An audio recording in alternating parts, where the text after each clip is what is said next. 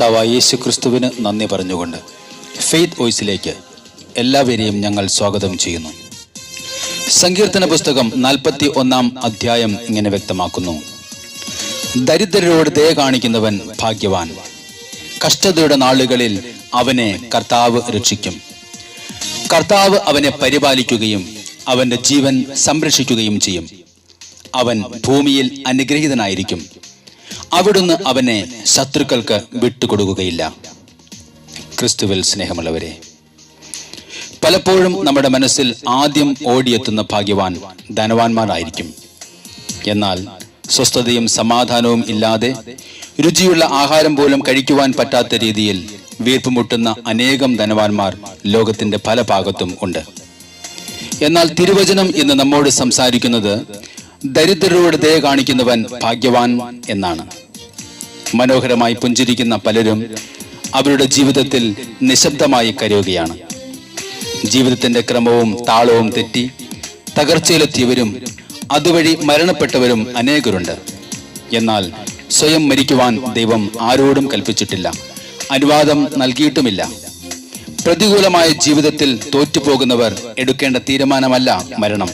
പിന്നെയോ ആ പ്രതികൂലമായ ജീവിതത്തിലും നിന്നെ സഹായിക്കുന്ന ഒരു ദൈവമുണ്ട് എന്നതായിരിക്കണം നിങ്ങളുടെ തീരുമാനവും വിജയവും. ജീവിതത്തിൽ ഭാഗ്യവാന്മാരായി മാറുവാൻ നാം ശ്രമിക്കണം. ധാരാളം പുണ്യകർമ്മങ്ങൾ സമ്പാദിച്ചു വെക്കണം. സ്വർഗത്തിൽ നിങ്ങൾക്കായി നിക്ഷേപങ്ങൾ കരുതി വയ്ക്കുക. അവിടെ തുരുമ്പും കീടങ്ങളും അവ നശിപ്പിക്കുകയില്ല, കള്ളന്മാർ മോഷ്ടിക്കുകയില്ല.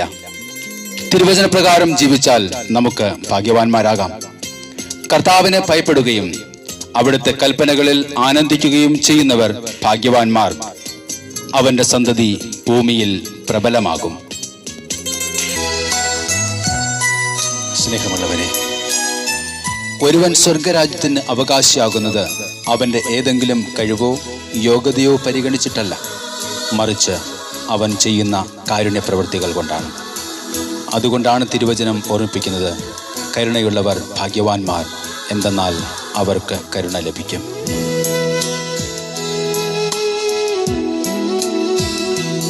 ഇത്രത്തോളം എന്നെ കൊണ്ടുവന്നിടുവാൻ ഞാനും എൻ കുടുംബവും എന്തുള്ളൂ. ഇത്രത്തോളം എന്നെ കൊണ്ടുവന്നിടുവാൻ ഞാനും എൻ കുടുംബവും എന്തുള്ളൂ. ഇത്ര നന്മകൾ ഞങ്ങളനുഭവിപ്പാൻ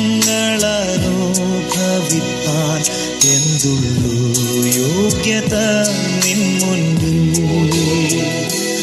ഇത്ര നന്മകൾ ഞങ്ങളനുഭവിപ്പാൻ എന്തുള്ളൂ യോഗ്യത നിൻ മുൻപിൽ. അർഹതയില്ലാതിരുന്നിട്ടും ദൈവം മനുഷ്യനോട് കരുണ കാണിക്കുന്നു. ദൈവത്തിന്റെ കരുണ ലോകത്തിലെ സകല മനുഷ്യർക്കും ലഭിക്കും. കർത്താവേ കർത്താവേ എന്ന് വിളിക്കുന്ന ഏവനും അല്ല, സ്വർഗസ്ഥനായ പിതാവിന്റെ ഇഷ്ടം നിറവേറ്റുന്നവനാരോ അവനാണ് സ്വർഗരാജ്യത്തിന് അവകാശി.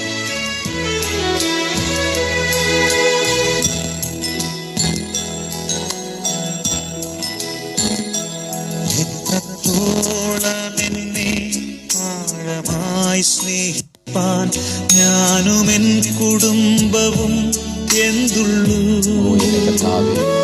ഇത്രത്തോളം എന്നെ ആഴമായി സ്നേഹിപ്പാൻ ഞാനും എൻ കുടുംബവും എന്തുള്ളൂ.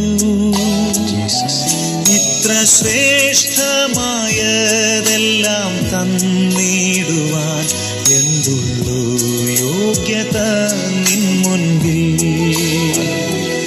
ഇത്ര ശ്രേഷ്ഠമായതെല്ലാം തന്നിടുവാൻ എന്തുള്ളൂ യോഗ്യത നിൻ മുൻപിൽ.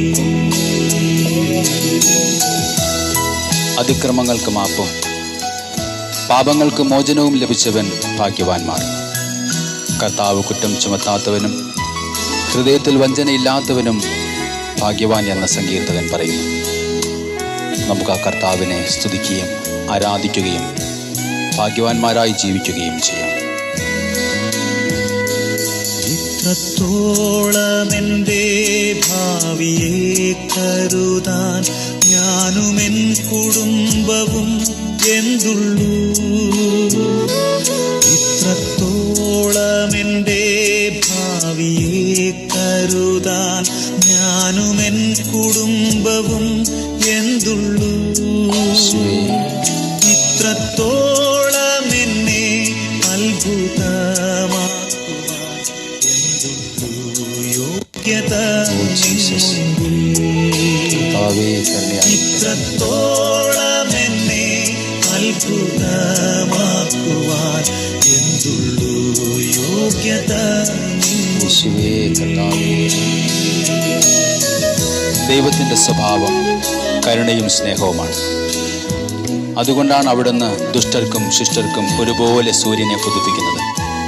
നമുക്കും മറ്റുള്ളവരോട് കാണിക്കേണ്ട ഒരു നന്മ എന്ന് പറയുന്നത് കരുണയാണ്, ദയയാണ്.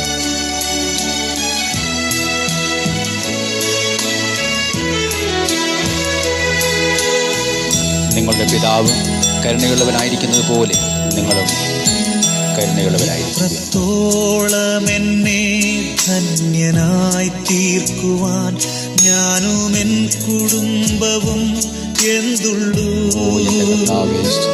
ഇത്രത്തോളം എന്നെ ധന്യനായി തീർക്കുവാൻ ഞാനുമെൻ കുടുംബവും എന്തുള്ളൂ.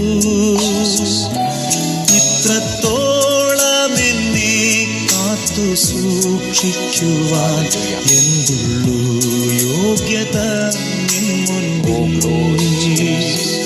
ഇത്രത്തോളം എന്നെ കാത്തു സൂക്ഷിക്കുവാൻ എന്തുള്ളൂ യോഗ്യത നിൻ മുൻപിൽ. ഇത്രത്തോളം എന്നെ കൊണ്ടുവന്നിടുവാൻ ഞാനുമെൻ കുടുംബവും എന്തുള്ളൂ. ഇത്ര നന്മകൾ ഞങ്ങൾ അങ്ങേക്ക് നന്ദി പറഞ്ഞ് സ്തുതിക്കുന്നു. ഇന്നേ ദിവസം കർത്താവേ, അങ്ങേക്ക് ഞങ്ങളോട് കോടി കർത്താവേ ഞങ്ങളങ്ങേ ആരാധിക്കുകയും സ്തുതിക്കുകയും മഹത്വപ്പെടുത്തുകയും ചെയ്യും. അങ്ങ് തരുന്ന എല്ലാ നന്മകളെയും ഓർത്ത് കർത്താവേ